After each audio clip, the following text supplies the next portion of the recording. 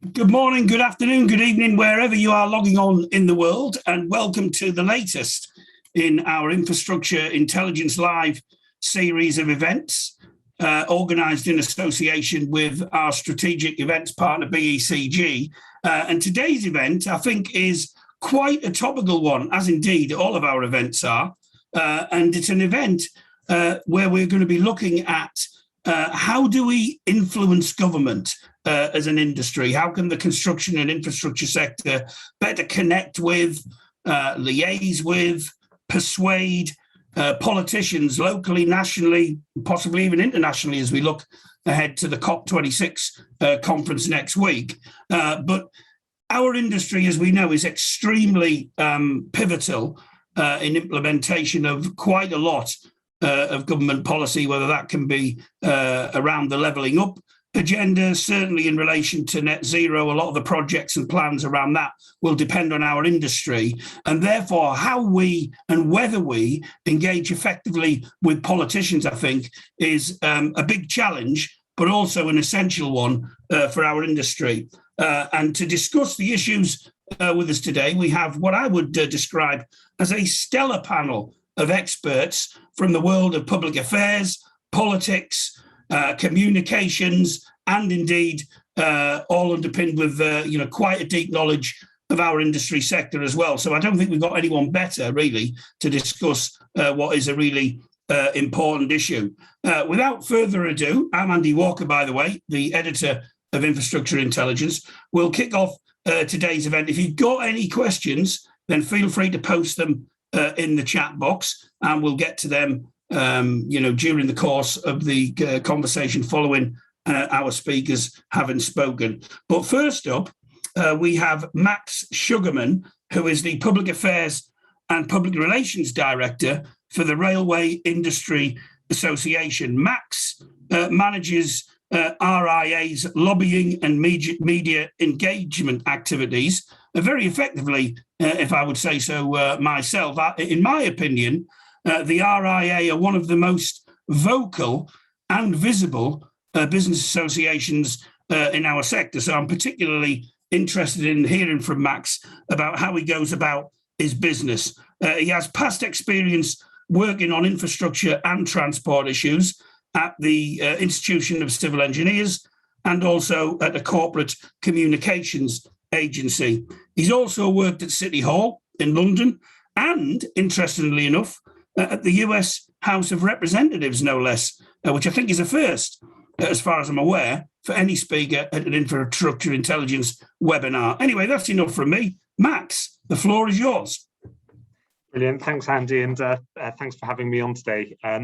So yes, as Andy said, I lead the communications and public affairs activity for the Railway Industry Association. We're a trade body for about 300 rail suppliers around the UK. So we comment a lot and do a lot of activity on rail infrastructure, on rolling stock issues, on transport generally, and the need for further rail investment. I suppose when I started in the role, we didn't do much as an organisation of publicly commenting, and it was a strategic shift that we wanted to do a lot more and be actively lobbying. And I do use the L word quite frequently. I think I'm proud to be lobbying. I think there's a strong role for lobbyists in the sector. So we took that change, and since then we've been really sort of a lot more vocal, as Andy kindly said, on political issues. And I kind of wanted to cover three things in my opening remarks. So number one, I think the infrastructure is inherently political, so there is a need to engage, and I think we should embrace that in a lot of ways. I sometimes speak to engineers who say to me, well, I wish infrastructure wasn't political. Well, we're dealing with often public money. We are delivering projects which impact people on the ground, and that is always going to be political, whether you like it or not. So we should embrace that and realise that having a voice into that discussion is quite important. And often what we do is explaining what the issues are for our members, what kind of problems they're facing, and a lot of times that's really what the government and politicians need to hear. They want to hear how business is doing, how the sector's doing as a whole, and what they can do to kind of smooth out any big issues. And an example I would use is coronavirus when it struck. We had government and politicians saying we really need to know what the health of the sector is. It's critically important that you get the key players round the table to talk to us and tell us what we need to do to keep the railways running.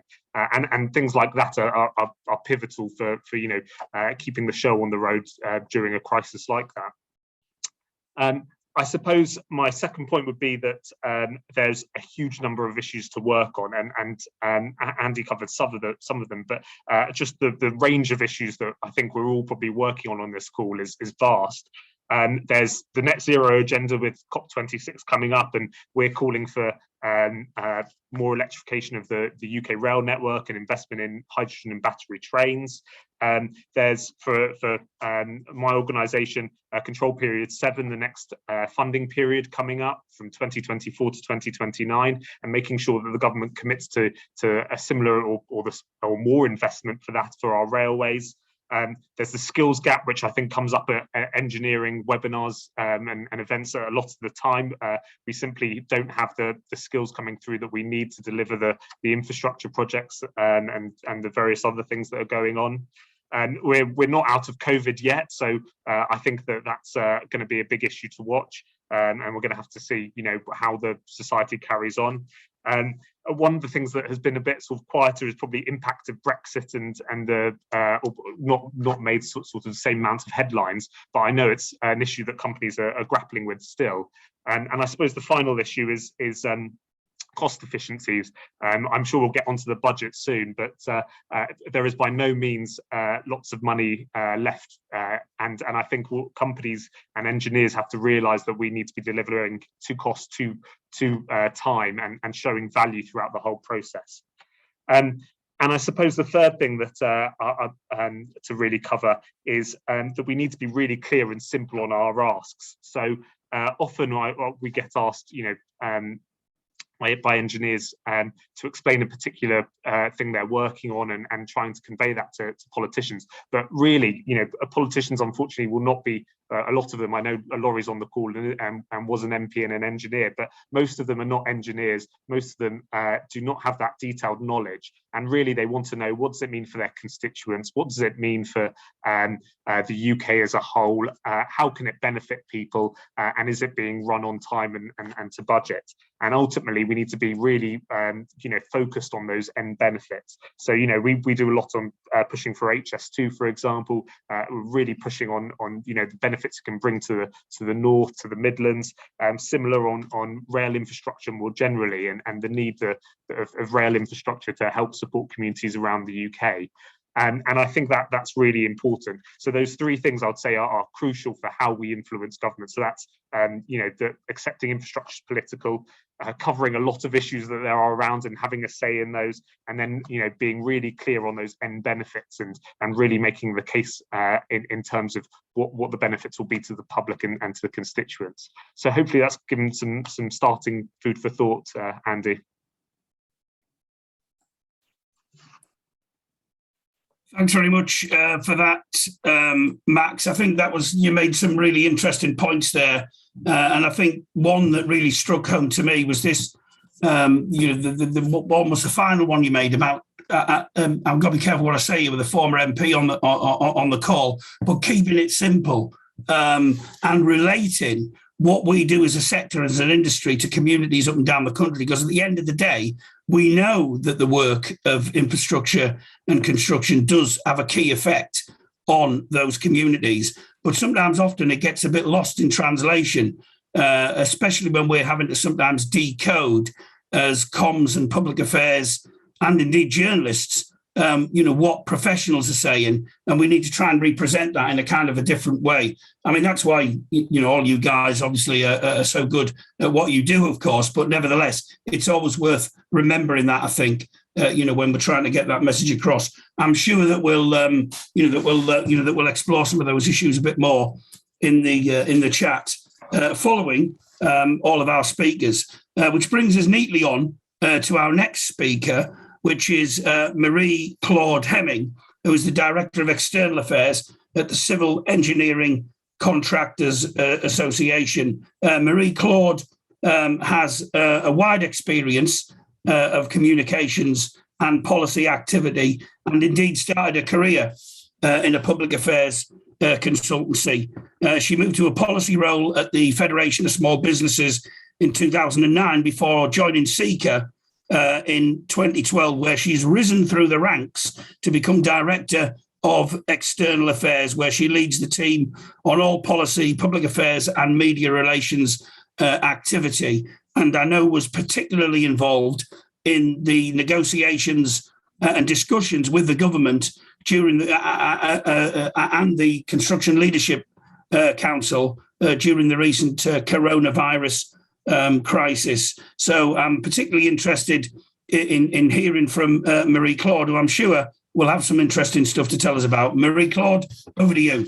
Thanks, Andy, and good morning, everybody, and thank you for joining this webinar on a wet and windy Friday morning.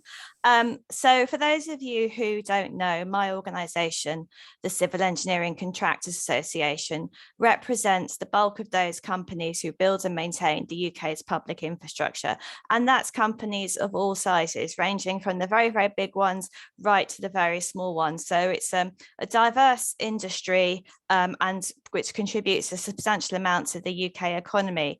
My role is, as Andy's explained, is essentially a communications role and an engagement role. This means that on a daily basis, I'm engaging with our members, whether that's within our different working groups or on an ad hoc basis or attending their meetings. I'm engaging with our regional directors. I work very closely with them. What makes Seeker different to a lot of other trade associations is that we have regional offices across the UK's 8 regions, meaning that our members are we're very responsive to member issues on the ground. My role is also focusing on policy development, taking the concerns of our members and working within Whitehall and the wider industry to generate change and reform, and also a lot of we all obviously engage with the wider industry, so ensuring that we speak with one voice and that our issues come across clearly. And also part of my role includes engagement with our elected officials and civil servants. So that's a bit of a preamble, but to start today's session, I think we need to set the context of where we are, and let's be honest, we have had a good level of infrastructure investment over the last 10 years, so we must be doing something right. So well done, everybody. We've sort of ended the cycle of boom and bust, and we are now moving towards continuous infrastructure investment, and let's hope it continues. I think I know we've only had the budget this Wednesday, but given the context and the impact of the virus, the government does seem to be still committed to building back better, at least within the infrastructure sphere. In terms of influencing, I'd like to focus, I think it breaks down to 3 things. The first is making the case for what we want and aligning it to government objectives. Most notably, this falls within the government objective of net zero, building back better, levelling up and regional development. Secondly, I think it's really important that we speak with one voice. I mean, how many of us have met with MPs or ministers and they've said, oh, well, this is a great idea, but I've heard it slightly differently from this organisation and this organisation. Why don't you all get your heads together and present one case, because otherwise it's too confusing and we don't know where to act. So speaking with one voice on headline priorities, I think, is something that we do need to focus on. That doesn't, and I think that this industry does do well. That doesn't mean that we can't go on our own separate points as well, but I think the key priorities should be there should be a general consensus across stakeholders within the industry. And finally, a key thing for us as Civil Engineering Contractors Association is underpinning what we want by using our resources widely, identifying who we want to influence and why, and understanding what makes you different as an organisation and focusing on that, because we can't, as an organisation, we can't do everything. Some others do some things better. We do some things better. Let's use our resources widely. And I think just to go on for that, I think we can agree that construction has weathered the pandemic quite well, much better than a lot of sectors. And a lot of this has been due to the rapid response of our industry at the start of the pandemic. And this was driven by the Construction Leadership Council. And for those of you who don't know, the Construction Leadership Council includes representatives of industry, trade associations, working closely with government and civil servants in order to, well, it does what it says on the tin, lead the construction industry. So at the start of the pandemic, the council was meeting on a daily basis. And obviously the first three objectives within those first few months were protecting the public health, protecting the health of the general public and our workers, supporting the public health efforts. You know, we remember the building of the Nightingale hospitals, but also measures to be taken on site to ensure continuous safe working, protecting and supporting the workforce. People work from home, shift patterns changed, the way that we worked on site changed because infrastructure doesn't stop during a pandemic, despite some of the activities that were going on at the start. And you know, also the final point was supporting businesses through it, relaying the concerns of the member companies to government and addressing those challenges. And so now, once that work stream, once the sort of initial response to the pandemic was implemented and the right checks and balances were taken to ensure that when lockdowns happened, the right response was initiated. We also have learned to live with the virus within the context of the construction industry.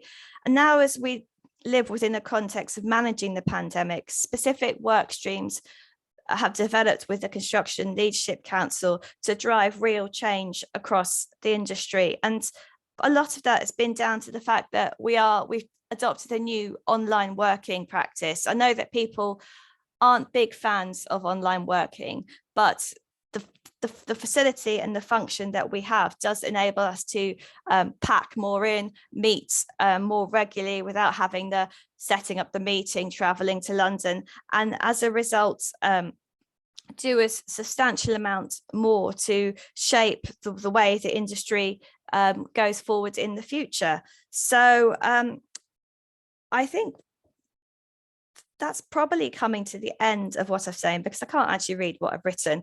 But I think as we look towards influencing governments going forwards, one of the key things is to work out how we manage our resources and time wisely. And I would suggest that for us, online working has been transformative in terms of doing more. Obviously, it has its limitations, and obviously it depends on who you work with. We found that when you engage with MPs, it's not as effective. But I think we need to take the lessons that we've learned and use that to go forward to drive change. That's me. Thank you. Thanks very much, Marie-Claude, and good to highlight the role of the Construction Leadership Council, I think, which is certainly an organisation that I think in many ways has actually come to the fore during the course of the pandemic. And it's good to hear that it's actually engaging on a number of different work stream areas, issue areas in the future, because I think it would be remiss if that good work wasn't actually capitalised on in the future. We'll probably actually have some questions on some of that work going forward as we get into the discussion part of the of today's event. Anyway, our next speaker is someone who is an engineer, and he's also been a member of Parliament in the past as well, and that's Laurie Quinn, who is currently the Programme and Project Director for Infrastructure Services at Atkins. From 1997 to 2005, he was the Member of Parliament for Scarborough and Whitby. He won in 1997 and was part of the Labour landslide election victory at that time. He was also, previous to that, a councillor on North Yorkshire County Council. So he has experience of local as well as national politics. And since leaving frontline politics, he returned to our industry, where he's worked on a number of high profile projects and initiatives. Anyway, that's enough from me. Laurie's more than capable of speaking up for himself. And here he is. Laurie, over to you. Good morning, Andy, and good morning, everyone on the call. And can I just say what a pleasure it is to follow Max and Marie as I develop my theme. You'll know that really the fundamental part of what I want to say boils down to collaboration, keeping contact with people. And I'm proud to say that I've worked with Max and Marie on many things since I returned to the industry, as you put it, Andy. But you know, when I left Parliament in 2005, I got a number of letters, and the most memorable one I got was from the then shadow. Well, actually, it wasn't a shadow. He was the Economic Secretary to the Treasury, Alistair Darling. And the letter simply said, you know, really sorry to lose you from Parliament, but as an engineer, let's face it, Laurie, you're probably going to do far better things for the country than you ever will do as a backbench member of Parliament or even a junior minister. And that has stayed with me. And that's really the theme I want to develop this morning. And I want to put a challenge out to everyone on this webinar. Both Max and Marie know that I really believe in the phrase, as you would put it up in the Northeast, Andy, shy bairns getting out. And I would say to the industry that basically we all have an opportunity as citizens of this country, as people in this society, to engage with our MPs. Very, very few of our members or people in the industry actually do the business of going along and engaging with their members of Parliament. Now, sadly, obviously, a couple of weeks ago, you know, we lost, assassinated, and I use the word advisedly, another member of Parliament. But that Friday, that Saturday morning engagement by a member of Parliament with their constituents really is what stimulates their priorities and stimulates what they're going to take forward in Parliament. Now, there are a number of things a number of levers that members of Parliament have to actually take forward agenda items. And Marie's absolutely right. We've been very successful, probably since the beginning of the century as an industry in terms of influencing. I'm a bit more concerned about the use of the word lobbying, Max, but that's partly because I work for a company that's very high in terms of integrity values and all the rest of it. And we don't lobby.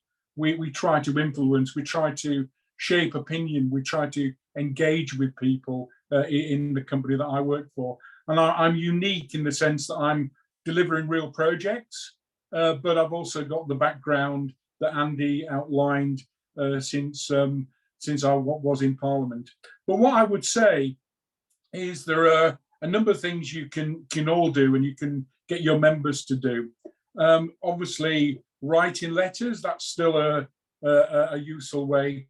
But when I got my mailbag in, I used to use that as a starting point for a particular subject. So I would invite either individual constituents or businesses to actually have a face-to-face meeting with me. Other members of Parliament do things differently, but I actually think there is a greater demand now from members of Parliament to understand more about infrastructure delivery now, not least because of the so-called levelling up agenda. If you look at how infrastructure delivery and how investment goes on in other countries, particularly North America, Canada, and the US, you'll all have heard the term, and it's a bit of a derogatory term, pork barrel politics.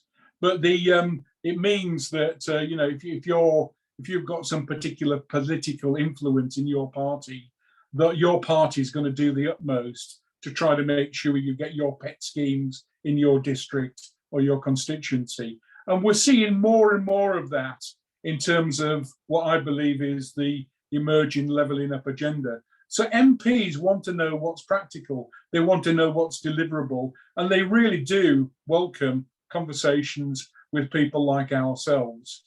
Andy and Max, we regularly bump into each other at party political conferences, and you wonder, why do we go to all that problem to engage with political parties? Well, it's not just the MPs we're engaging with. As Andy said, we're engaging with councillors, more and more mayors and people from the nations and regions of the country. And there is a real demand to follow through and find out what is actually achievable and practical. And I think you'll find if you actually make the effort to try to set that relationship up with that range of politicians, you will be welcomed to in and engage with them. So I would say that. Also, very effectively, Max and Marie and other people during my time as chairman of the Institution of Civil Engineers London region.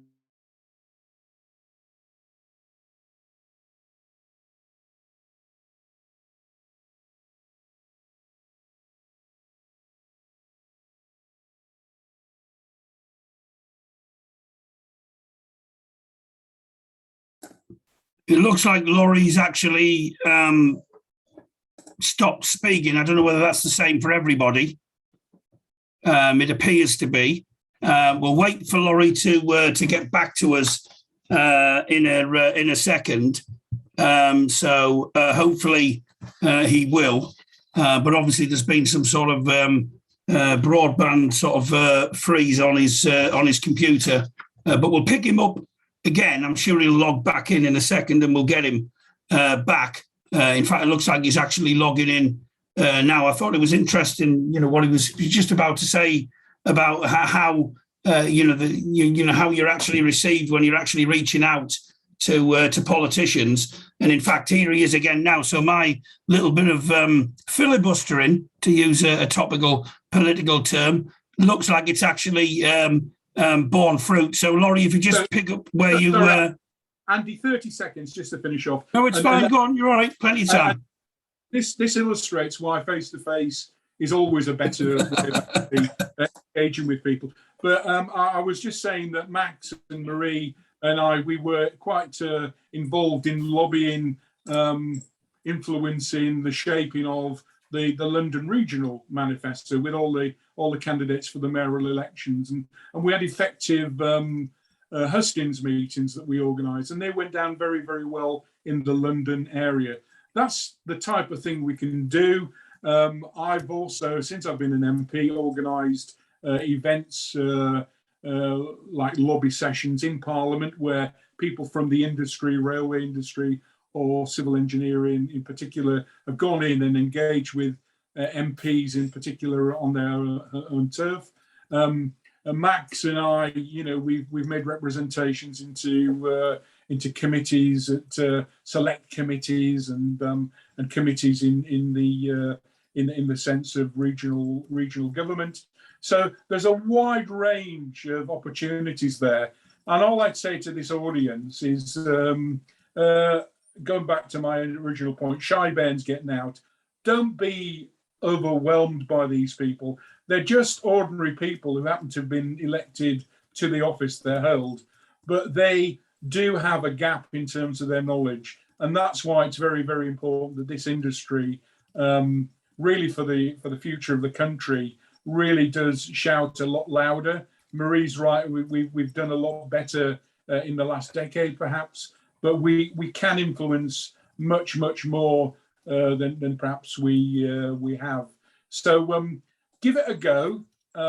If your member of parliament doesn't respond, then that is bad on them. They are there to actually represent public opinion, and Max will tell you, the change of emphasis in RIA since Max has been at the helm there you know, the fact that we have become an effective voice. We can command at party conferences, you know, the Secretary of State for Transport, the Shadow Secretary of State for Transport. People want to come and listen to our industry because we're on the front line. And after all, we're the ones that end up actually delivering on this. So give it a go. Don't be shy. Don't be embarrassed. And do it, for goodness sake, on as much as you can on a face-to-face basis, and make long-term relationships, because that would be my view.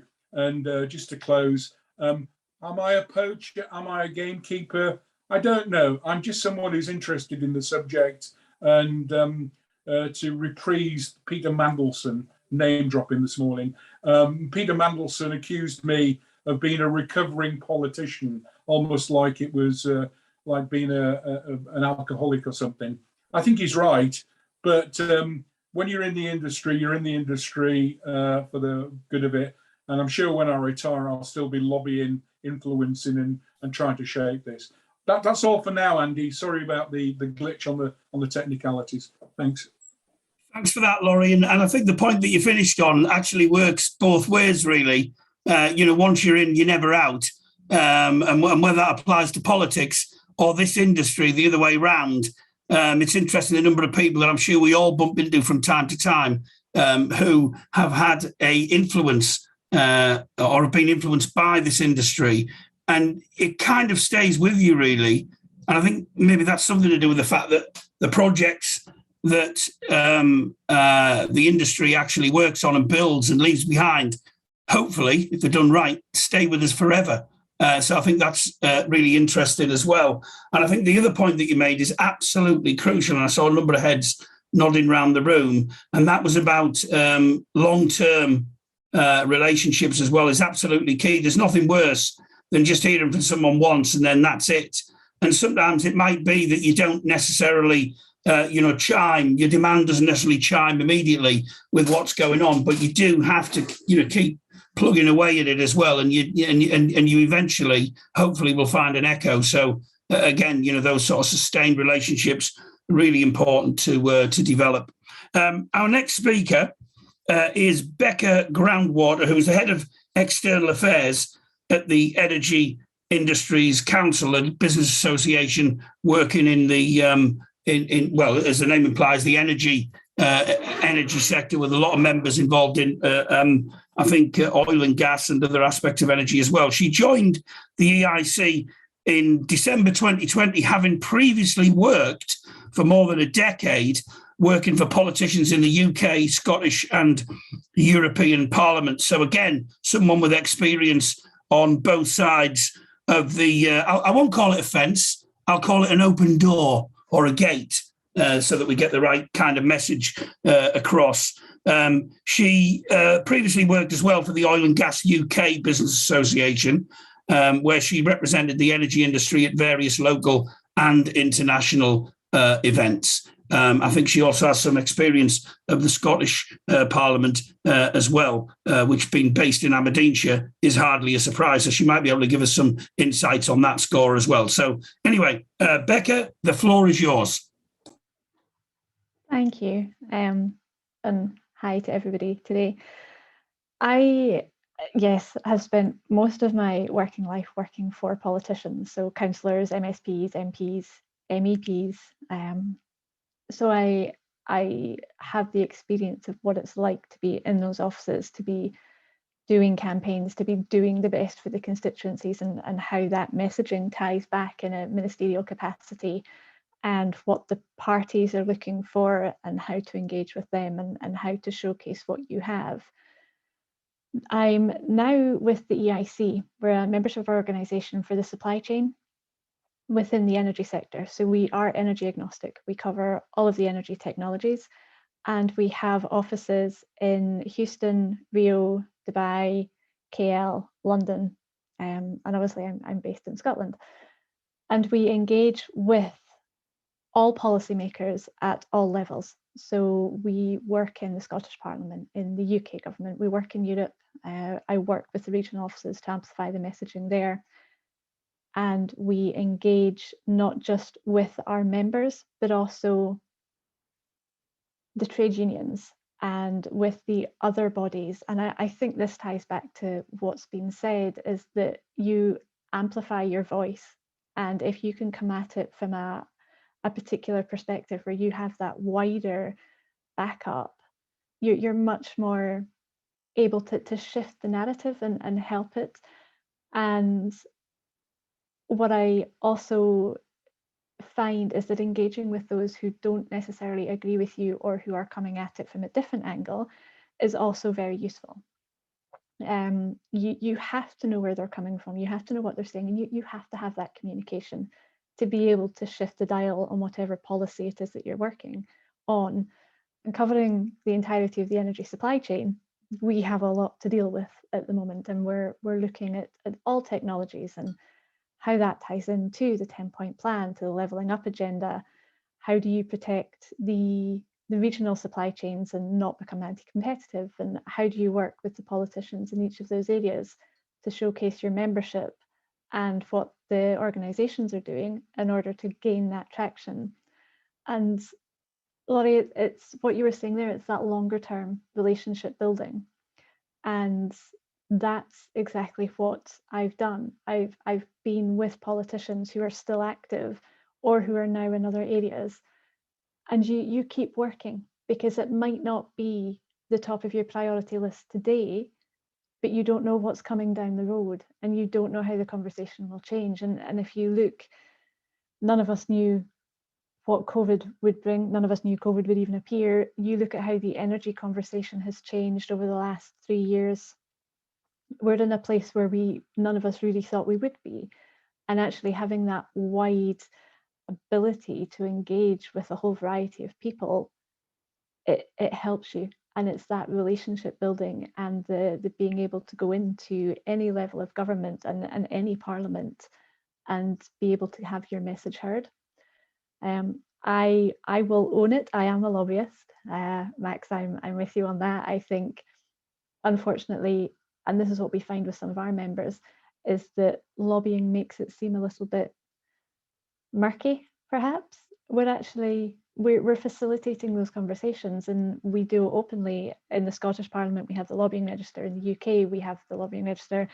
You know, there are ways, and I think if we try and take away some of the negativity of what we are occasionally seen, or the thought of sometimes what we do, it helps, because a lot of our EIC members, they are rightfully business focused, and they rely on us to push the policy forward, but they can only do that if they have faith in what we do. So by engaging with other organizations and amplifying your voice, it takes some of that mystery away of, like everybody has said already, that MPs and elected members they're just people. They're there by value of having been elected in, but that can shift at any time. So they're not, and our job is to help them understand what's going on. And what we've managed to do at the EIC, so again, I'm going to copy a little bit of Max's language, there was a bit of a strategic shift in where they were. A lot of what they did previously and still do is that networking, is the providing project data and building international networks and looking at helping the UK-based supply chain grow and develop internationally and help capture those global markets. However, with the change in net zero and the climate discussion, whilst the overarching policies are looking at a high level, the supply chain are being slightly squeezed in some areas. And the decision was taken to actually take a step up in the policy work that we do. So I'm now progressing that, and what we've seen is a real desire to engage with the actual voice of those companies who are operational across the board, whichever technology it is. And we are energy agnostic. We don't pick and choose which one. We help government and we help others understand the nuances of what one might mean against another, and how one policy could potentially impact another. But what we've managed to do is build this voice, this amplified supply chain voice. And we've recently established the UK Supply Chain Energy Task Force, which brings together DIT and BASE, the Scottish Government, Welsh Assembly and representatives from Northern Ireland, as well as the bigger trade associations in the energy sector. So you're looking at nuclear, CCUS, hydrogen and oil and gas. We've brought them together with financial providers, with UKEF, and it's co-chaired by the Minister for Exports and the Minister of State for Business, Energy and Climate Change, along with the Chief Executive of the EIC, to make sure that that supply chain voice is heard, and that we look at the export piece and we look at the domestic piece. But having all of the energy sectors together in one room, not picking and choosing, purely sharing best practice, looking at how to go forward and look at how the government policy impacts all of them, is a really useful way to have your message heard and to be able to work collaboratively. We all pull together as and where, but we are distinct organisations. And I think that's the important thing as well, is when you are doing this work, is you can share your messaging and you can collaborate and you can amplify your voice, but you still have your own issues and your own policies which you are working on, and it's being able to do that and leverage the different organizations as and when you need them, and that's where the huge collaborative piece comes in. So I'll leave it there. Thank you. Thanks very much, Becca, for that. I think that point you raised in finishing there about amplifying the supply chain, creating a task force to actually get a broader message across, I think is certainly one that obviously was used to some effect, good effect, by the Construction Leadership Council during the course of the of the COVID pandemic, and I'm sure there are numerous other examples where different organisations have come together in order to have a louder voice or a more influential voice with government as well. So I think it's important to highlight that as well. And I suppose as well, that would actually help the politicians, because they're not just dealing with one narrow part of an industry, they're dealing with a wider industry sector itself. So I think, really good to highlight that particular point. Our next speaker is Guido Davies, who is the head of policy at the Association for Consultancy and Engineering, the UK Business Association for companies that are involved in the engineering and consultancy sector. Guido leads on policy matters at ACE. He previously worked at the Welsh Parliament, where he was assistant to the Chief Whip and also a senior advisor at the Welsh Government's largest sponsored body. He may well explain what that means in a moment, because I took that from his potted history on LinkedIn. So always beware what you write on your LinkedIn profiles, people. He's also worked for a range of politicians, and he also led the Welsh political department of the UK's largest trade union, which I believe is Unite at the last count. Anyway, I'm sure Guido's got some insights of working across the political sphere. So I'll be quiet and introduce Guido Davies. Guido, over to you. Good morning, everybody, and thank you to Andy and the team in Infrastructure Intelligence for hosting the webinar today. Yeah, always be careful what you write on LinkedIn. Well spotted, Andy. All of it true. So that's good for me. I'm sure everybody on the panel's had a very long week of monitoring, analysing, trying to understand what the UK government's budget means for our members. So I think this is a great way to finish the week, and probably a great time to have this discussion, actually, as 2021 draws close to an end, which is equally a very, very scary thought. As Andy highlighted, I'm here as head of policy at the Association for Consultancy and Engineering at the ACE. I'm also here drawing on some of my previous experience in public affairs and as a political advisor. And it's on that role that I want to start my contribution today, because I think I've got the benefit of drawing on experience both as somebody trying to influence and as somebody making sure that the right people influence as well. And there's three main points I want to make on that point specifically. So Firstly, the question that was trying to influence, make a difference, that I asked them was always very, very straightforward. What do you have to offer? Secondly, how does what people are trying to influence align with the programme for government and a certain government's political manifesto commitments? And finally, and probably most importantly, can we trust you? And that point can't be underestimated, because building up a strong and trusted personal relationship within government and parliamentarians across the political spectrum is a key part of any work of a highly functioning public affairs professional. So be they ministers, deputy ministers, officers or special advisors, the trust element of such a relationship is absolutely critical.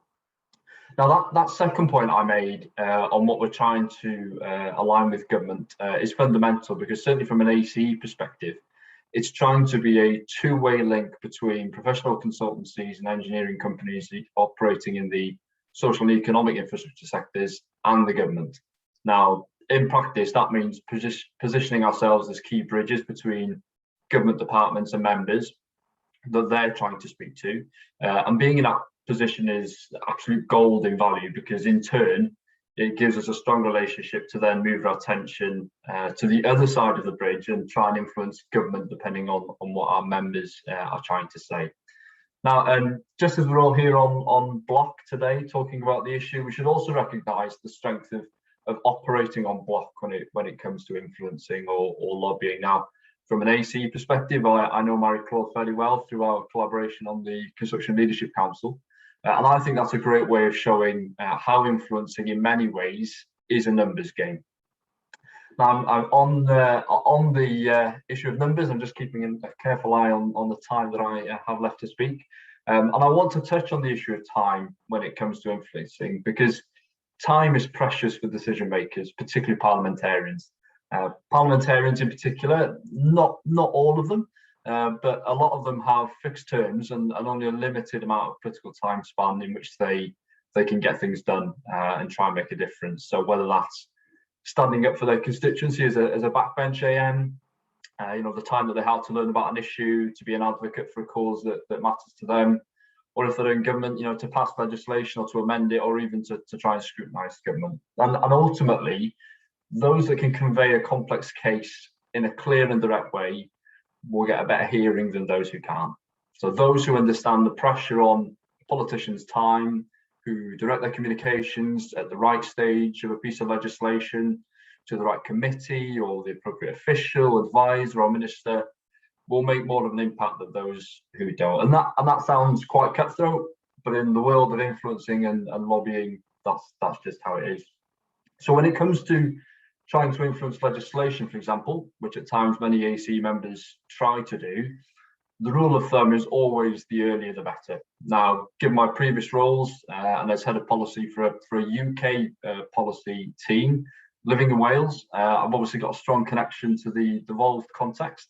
And I think that really asks us to think about what we mean by influencing government, because fundamentally the processes and applications of influencing principles are different depending on if you're operating in Wales, Scotland, England or Northern Ireland. Each parliamentary system's got its own unique way of operating, and understanding how they operate will lead to better informed and planned strategic political interventions within each location's context. So my key tip there would be, spend time mapping out local government and building up a picture of how your policy area is delivered locally and by who. And unfortunately, I think many public affairs professionals underestimate or prioritise the work of, or don't prioritise the work of local government, and they miss out on engaging with the opportunities that it brings. Think about the strength that Metro mayors have now compared to 5-10 years ago. They're a key decision maker now in terms of government and shouldn't be ignored. So I'll finish there. I'm really looking forward to hearing from others. I don't know whether it was good going towards the end or whether it'd been better going first, but yeah, really looking forward to the discussion and hopefully sharing some tips. Thank you. Thanks very much, Guito. I think it's, again, interesting what you said there about the earlier the better, because obviously getting it on the ground floor is really important before an issue actually potentially runs away from you and often sometimes with itself. I mean, obviously, there's no substitute within that, of course, for doing the other thing that you said there, which was to be well prepared and to make sure that, strategy-wise, you'd actually thought things through. And again, a reminder to engage with local politicians as well, local councillors, because, particularly in these days of more and more devolved administrations. I won't say totally devolved power, because I think the jury's still out on some of that. Because even people like Andy Burnham up in Manchester, who's one of the more vocal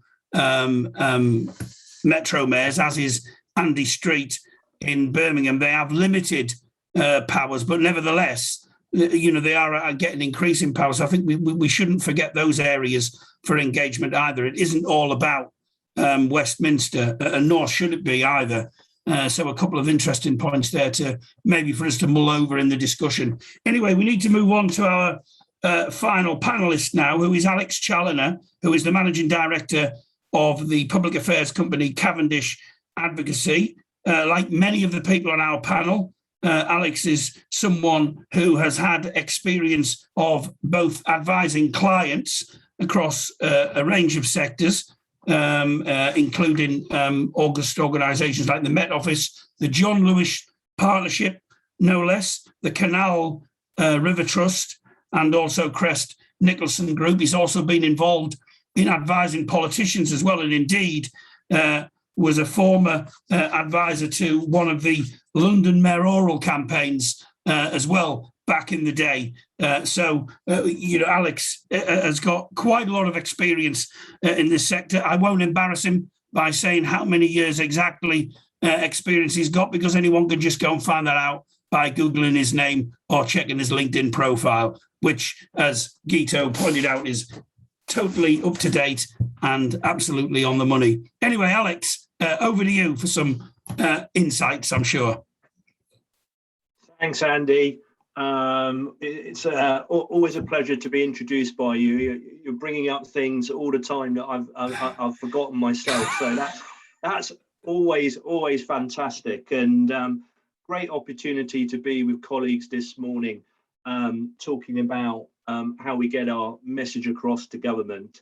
I should also just add that Cavendish Advocacy, we're part of the BECG group, which is in addition to being a strategic partner today with Infrastructure Matters, we're also, Infrastructure Intelligence, we're also the #1 public affairs agency as ranked by PR Week, and we were voted the best public affairs agency for the PR Week Awards. But anyway, enough of the PR promotion.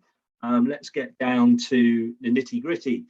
And I'm going to kick off. I'm very much approach this from my corporate work, and pretty much on a daily basis, I'm dealing with about 10 or 20 different issues, asks of government. So you can appreciate it's pretty mixed and varied.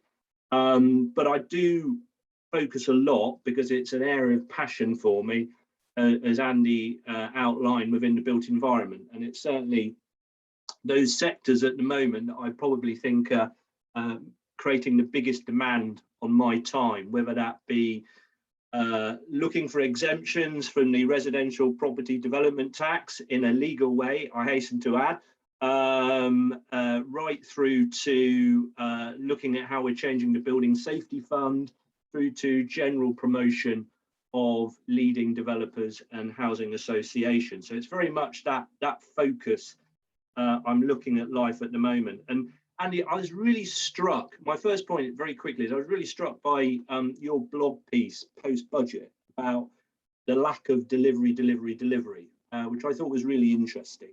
And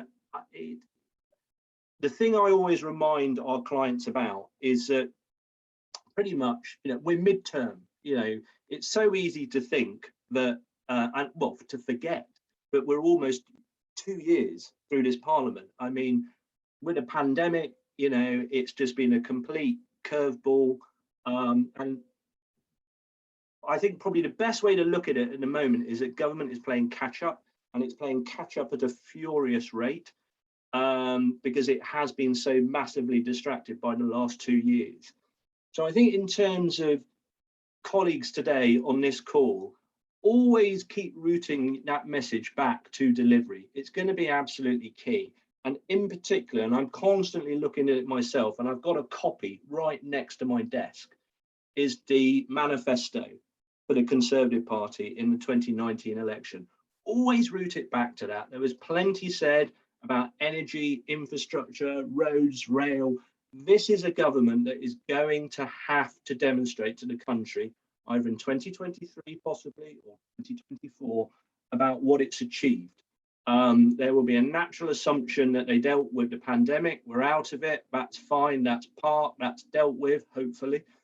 But what else is it that you've achieved and delivered? So point number one, route it back to those manifesto promises in terms of what they promise you, or what they promised to the country, we should say, back in 2019. I was also struck by, and colleagues may disagree, about the Chancellor's description of the age of optimism. I'm not entirely sure how hugely optimistic I'm feeling at the moment, but he did use that phrase. And I think that is an important one in terms of how you are communicating yourself at the moment, because I think we have to recognize that pace, that desire from government to know about new ways of thinking, about how we can achieve things quicker and better, where we've got those methods and examples in order to demonstrate that.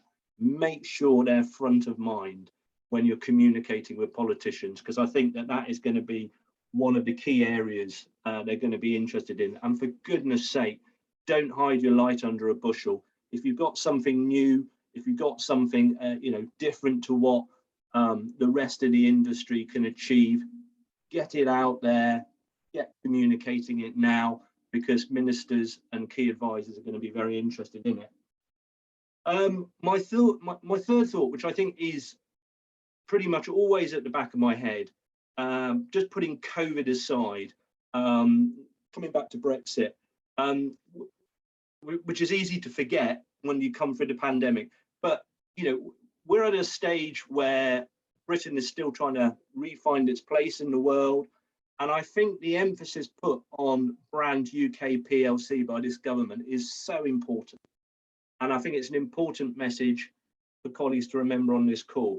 Where you have, whether it's a product, whether it's a service that can assist how UK brand PLC is presented on a global stage, make sure it's part of your positioning, because that is going to be a vital part of the story within the next few years.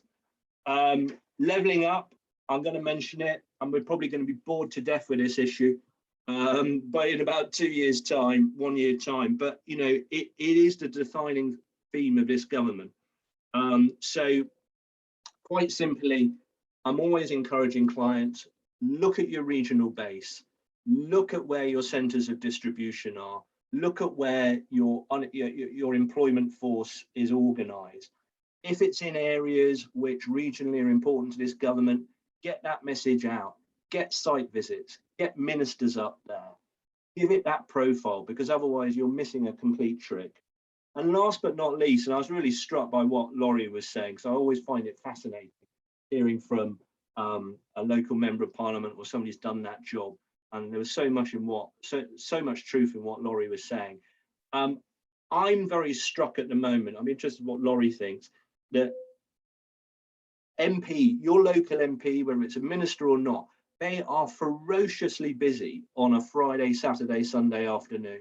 I look at my social media, I'm amazed. I don't know how these young men and women just find the time to do all of this, but they are out there literally most hours of the day, getting involved with their local constituents, proving to them why they should be their MP in the next 2 or 3 years' time.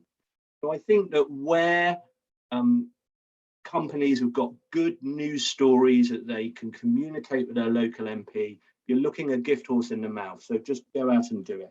Look, that's my summary, Andy. It's a bit of a mix, it's a bit of a bag, but I've tried to think global, I've tried to think local, I've tried to think about, this new age of optimism the Chancellor's talking about, and keeping this government to account in terms of the promises but it made during its manifesto. So hopefully that's helpful.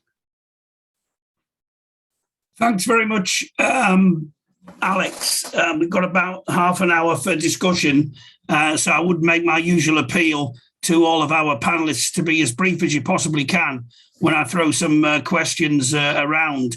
Just to say, one point about what Alex said there, and I think that was interesting focus on the manifesto. That really should be the case, that governments do actually take notice, and indeed MPs of their manifesto. I'm just not entirely certain that in the recent period, whether there is as much emphasis on all of that as there should be in the kind of political sort of arena that we now sort of, that we now live in. I mean, I hope I'm wrong on that, because at the end of the day, there should be something in those manifestos or the process of a political organisation going out to the country and saying, this is what we're going to do. And if they don't do it, you would actually hope that there would be, held to account, for that.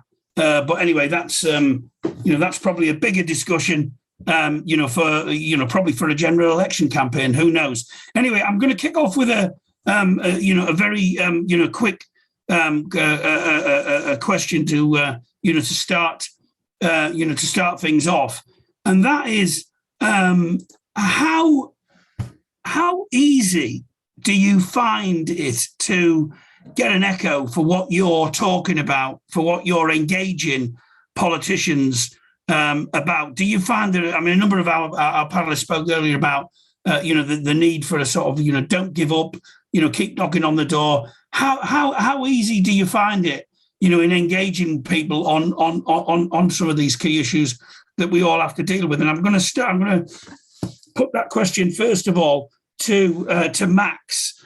How easy do you find it? And I know you are quite vocal on these matters.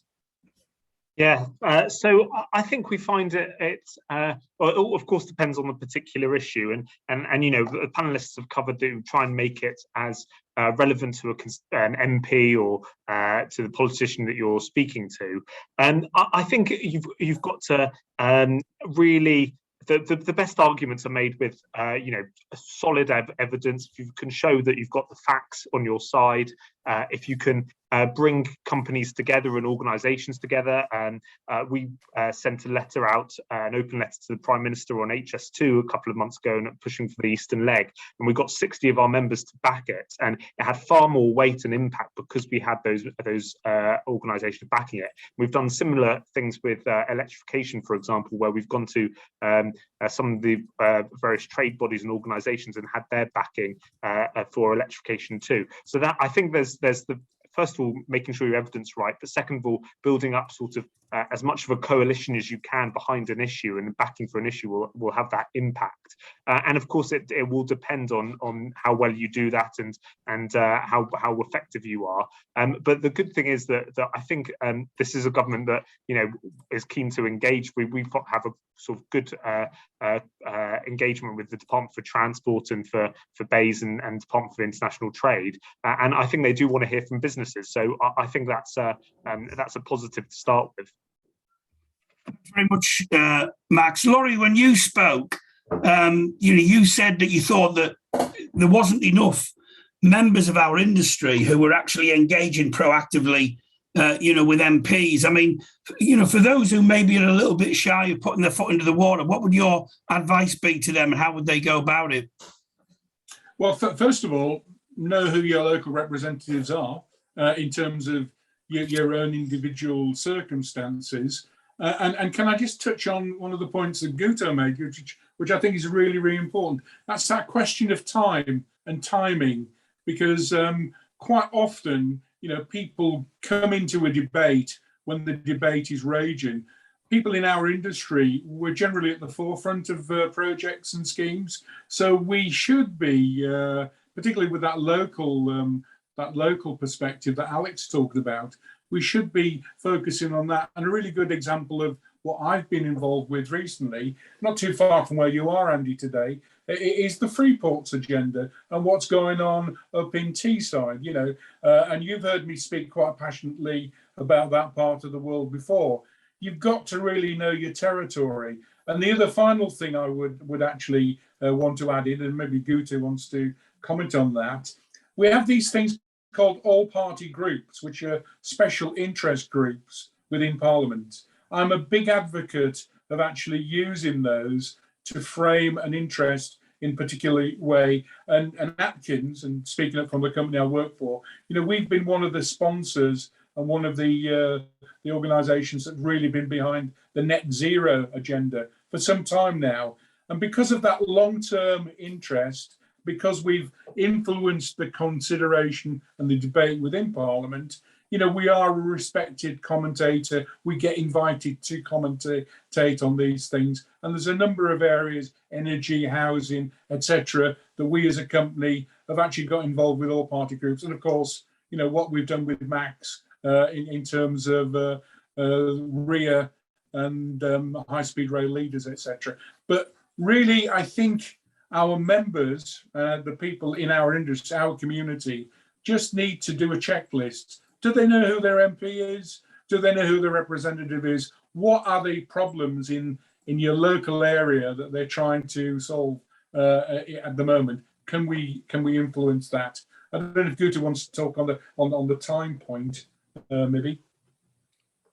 Well, I'll bring Guto back in a minute, and he can address that as well. But I want to just raise with him and a couple of our other panelists. Alex mentioned about holding the government to account and looking at the manifesto, but how do you do that without coming across maybe as hostile and then actually, turning influencing, kind of into its opposite? How do you make sure that they hear what you're saying when you're actually potentially going to be quite critical? Is there a bit of a balancing act to be, to be had there? And I'm going to ask that to Guto first, and then I'd be interested in Becca's thoughts on that as someone who's actually worked, for politicians as well, when they've been maybe held to account in that kind of a way. So your thoughts on that first, Guto? Yeah, thanks for that, Andy. It's all about perspective, isn't it? So, when I was inside the camp per se, it was always on your mind that whatever you were doing, you were probably going to be judged against your manifesto. I think probably cynically, held to account for your manifesto more so by the media than by the public generally, and that's not intended as being an insult to members of the public, but they've got their daily lives. They don't want to be holding government to account on everything that was in the manifesto. In terms of the balancing act between being supportive and too negative, I think at ACE, a really interesting approach is how we liaise with different governments across the UK, and that's always quite challenging. So you've got a Conservative government at Westminster, you've got a Labour government in Wales, and you've got an SNP government in Scotland. And so, in the space of a week, you can be putting 3 different hats on in terms of how supportive you are trying to be. And I suppose it's again the timing issue. I think generally speaking, if you're coming to a debate late and trying to influence it, you're probably more on the negative side. So you're trying to get into a debate because you've seen something that you disagree with, and you're therefore trying to bang the drum. I think if you have a common goal with the government, then it's a better opportunity to influence early, because government is clearly only going to bring in those in the camp early on who maybe share those goals in delivering what they want. So a really interesting question. I think just on the UK government's commitments to its manifesto, I know the Institute for Government did an interesting analysis back in May, obviously still massively through a lot of the pandemic restrictions. And I think they said at the time they hadn't delivered even half of what was in the manifesto. So nearer the time to the election will be the time to look at all of that. Thanks, Guto. Just turning to Becca on that particular issue, how have you been able to, I suppose, hold politicians to account in such a way where they haven't necessarily bridled at that and maybe not being as engaging with you as you would have wanted them to be. Has that ever been an issue for you? Yes, not necessarily politicians, but I've had some engagement with trade unions on points like that. The four key things I think are, first of all, if I'm going to any politician in any government or councillor or whoever it is I'm engaging with, it's the data. So whilst I may not, we may have an issue with how they're coming at the problem or at the policy solution, all we can do is give them the data, and that's from people in their constituency. Get that local voice heard, make it local to them, and say, I understand the wider context of what you're trying to do.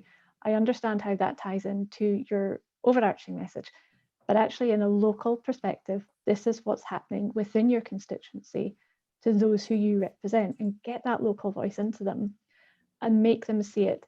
What I also do is I don't just engage with the politicians at what we think of as, the MPs. It's the councillors. And I know that's been referenced before, but they have the local voice as well. And actually they all work together within the parties, the MPs, the MSPs and the councillors will work together. So leverage that.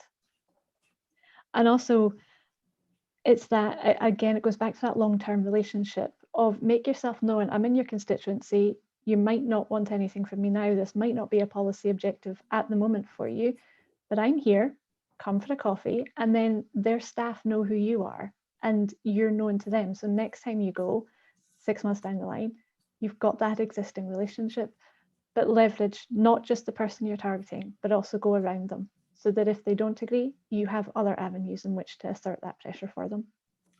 Thanks, Becca, for that. Just turning to Marie-Claude for a moment. I used the phrase balancing act earlier on, and someone else earlier in the discussion talked about translating what your members want in an easy to understand sort of format for MPs. How do you go about that in maybe a sector where sometimes your members are so focused on the particular that they can't necessarily see the wider general point of view, which maybe is what basically is more attractive to politicians? How do you go about that? I think it's a question of offering support to politicians and governments. So some things we've been doing over the last few years is asking MPs, what projects in your constituency, and one of the key things that my colleague Jake, who joins us this year, has been doing is on the reopening of the Beeching railway lines. So great amount of funding to develop these projects, but it's very hard to understand how to go about it, and that's where we've offered support from our members in an impartial way to look at the challenges of how this can be done and what the next steps to take, what the best route is, because often some MPs, when we were doing the Beeching reopenings, and I'm sure that Max will be able to add to this, they'd been lobbied by different parts of their constituency on different routes where the reopening should go, and the MP wasn't able to make a decision. So you look at what's best, what do you want to achieve. We did a few years ago when there were particular projects within constituencies that were blocked. How we offered what we called a procurement flying squad, and local infrastructure demonstrators. How can we help you unlock this blocked project? Is there a barrier because there's a public building in the way, or a private building in the way? How can we help you move on to that? And then a lot of ministers and civil servants, what they want is evidence. They want evidence as to why this is the decision. They want support as to how we can help achieve this manifesto goal, and they want support as to, there's discussions in Parliament about controversial issues, or not necessarily controversial, but issues that offer quite substantial amounts of debate. How can we provide the evidence to make the case? Okay, thanks. Thanks for that. And I think that's something that everyone needs to to remember when we're actually engaging with politicians at all levels, not just MPs as well. I've got a question that I want to put directly to Alex, and then I've got one that I'd like your insights on across the board, because I think it actually cuts to maybe where we are really in not just as political kind of cycle, but also just where we are as an industry in relation to what we do. But I just want to throw one question at Alex. First of all, he didn't have time to develop it when he spoke, and that is the growing importance of devolution and the devolved kind of setups that we've got around the country. Just some observations on that, and how and whether even the way that we actually engage those institutions and individuals differs from what we might be doing on a national scale. And I think that actually will flow into what I hope will probably be, well, will have to be for time, will be the final question. So just some thoughts on, maybe the mayors, devolution, increasing powers in the regions, etc. Alex. Yeah, I mean, I think it's incredibly important to reflect how even one message can be diffused across the UK now. I mean, we call it a four-nation approach at BCG Cavendish, because that is the way you need to approach some of these issues. We're lucky in that we've got regional offices, we've got teams in Scotland, we've got teams in Wales, teams in Northern Ireland. And I do think it is important to be utilising those teams who are close to the body involved, rather than orchestrating a message from the centre. It just doesn't work like that anymore. And I think that sort of, that finessing through a team who are close to the decision makers, the influencers around a devolved assembly or a metro mayor is absolutely critical, Andy. You're on mute.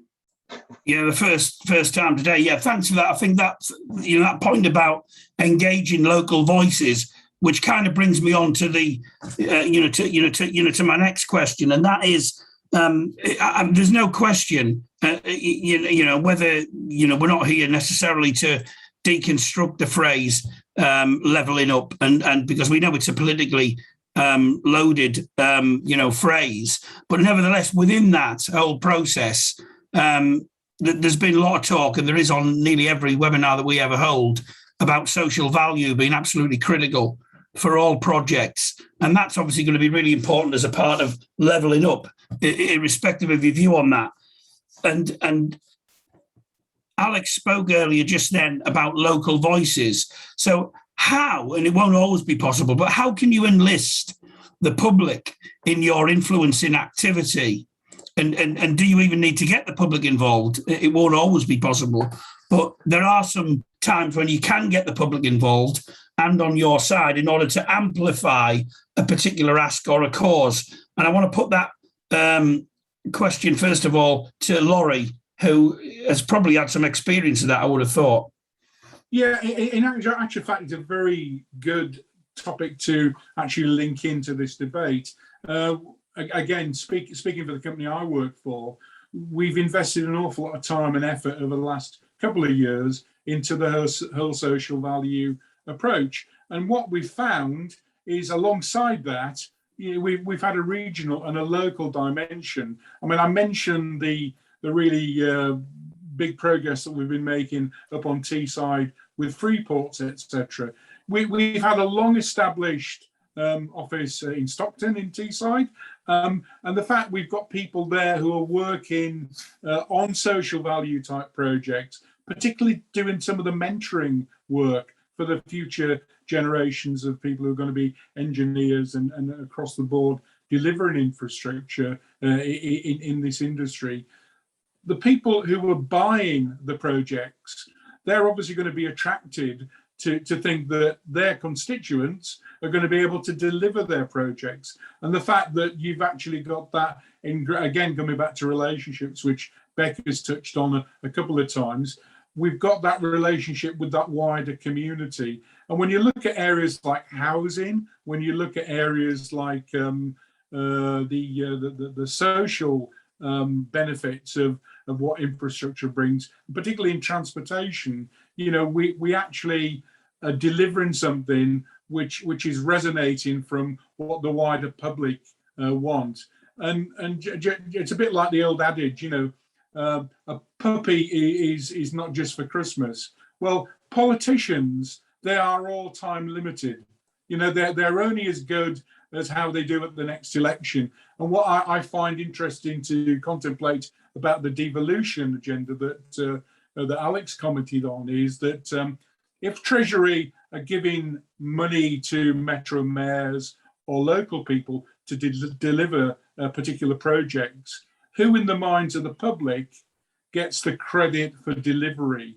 And also, we mustn't forget that, yes, we've got the infrastructure delivery aspects, building the infrastructure, but there's also an operational aspect of the service that we're providing. Railways is a good one to contemplate. Now, if we have this big boom on beaching railways that Marie talked about, we've got to contemplate what does that do to the existing services? How's that factored in? And only local expertise and local understanding and people who can translate for politicians can help influence that. I don't know if that's helpful, Andy, but it could be a very dangerous area, and you could get the wrong answer if you don't actually have that ongoing conversation, I would suggest. No, I think that that's very helpful. And just quickly going around the panel, if people be very brief because we are running out of time, and I'm going to start off with Marie Claude. Just on that, is it possible? Is there a case for engaging the public around some of these issues that you might be campaigning on? I think there is. Seeker represents businesses, and we don't necessarily lobby for particular individual projects unless they're nationally significant. But I think one of the key things to consider is the value of the social value element of the procurement process. Now, we know that the government is soon to publish the I think it's called the Procurement Reform Bill. It's basically about procurement reform. And since we have left the European Union, the purpose of these this substantial wave of procurement reforms is to actually move away from what used to be buying at lowest cost, which was called most economically advantageous tender, towards most advantageous tender, which allows clients not to feel restrained when they procure a project, and you can really consider what the public wants within that project, because we all know that a new road is noisy. It's in its construction. When it's all built and people's journeys are quicker, people forget about the disruption. But there are challenges need to be mitigated. The value of this upcoming procurement reform would mean that more of the social value and the social benefits and the benefits to the wider community can be included at that stage. So that wouldn't necessarily, I mean, obviously, Seek has been very supportive of transforming the way we procure to ensure that infrastructure works for everybody. But it's something that when clients and those acting on behalf of clients in stakeholder engagements are considering the public's views, having the opportunity to really put in some good community benefits into embedding it into the heart of projects, whether it be low carbon, whether it be something for local children in terms of playgrounds, whether it be pedestrian ways, cycleways, or additional forestation, that's something that can now be considered. And I think that is the key. Thanks very much, Marie Claude. Just again, ask people to be as brief as you can. Just Becca, obviously energy is massively topical at the minute. Have you ever found the opportunity, and would you look to engage the public in order to leverage your position on issues? Yes. If you don't engage with the public or the stakeholders, either within the constituency or where your business is on a much wider scale, somebody else will. So you should have them there. You should treat them as a stakeholder, and you should engage with them accordingly. Because if not, the EIC hat off, campaigning hat on, your opposition will, and it's very hard to turn that message once it's gone negative. Thanks for that. Really good advice, Guido. Your thoughts on that briefly? Yeah, no, 3 really good points. Completely agree with Marie Claude on social value. Just very, very quickly on Alex's point about devolution. Devolution, great, but resources have to move with the power as well, otherwise it's pointless. And something I should have mentioned earlier, and really key for influencing is parliamentary committees. Build a relationship with parliamentary committee clerks. They are the gatekeepers to all committee works. Laurie mentioned APPGs. Absolutely, it's often directly related to its ability. The effectiveness is related to its ability to generate clear outcomes and actions. So we run an APPG at AC. I know many others do. The best APPGs generally are the ones that have worked out a way to take their outcomes and actions into the political mainstream. So yeah. Thanks, Gito. Max, just your thoughts on briefly, the public engagement really around issues. Yeah, so I think Marie-Claude said it well, where for trade bodies, you sometimes can be at risk for getting too granular, and you don't want to do that. So RIA's position is we support those sort of strategic rail projects, but we just wouldn't have the capacity even to kind of be getting down to those sort of local smaller schemes.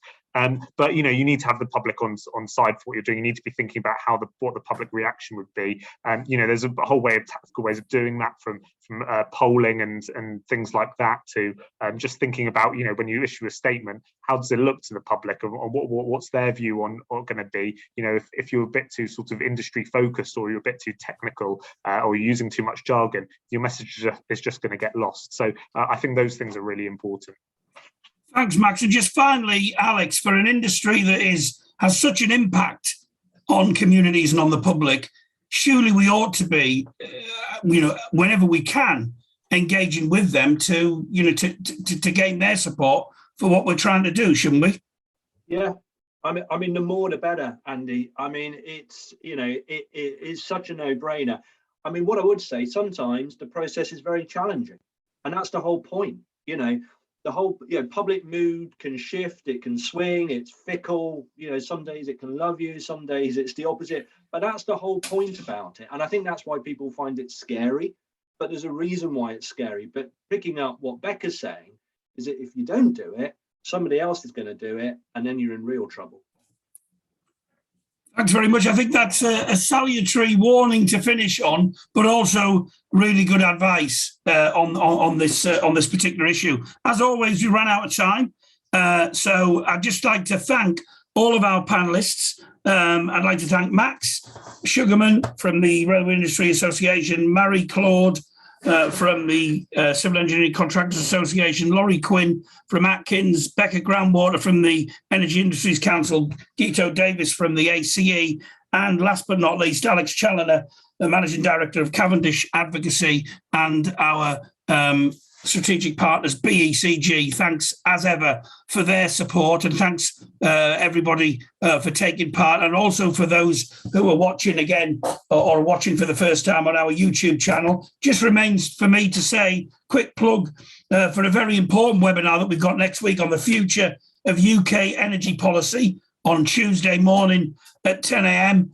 And we've got a bit webinar crazy next week because we have a disrupting construction webinar on Friday morning at 11 a.m. as well. All the details on the Infrastructure Intelligence website, as indeed are details of all the rest of our events for the remainder of the year. Thanks very much again to everybody for taking part today. I hope you found it interesting. I certainly have, and I learned a few things as well. Have a great weekend, everybody, and we'll see you next time round. Bye-bye.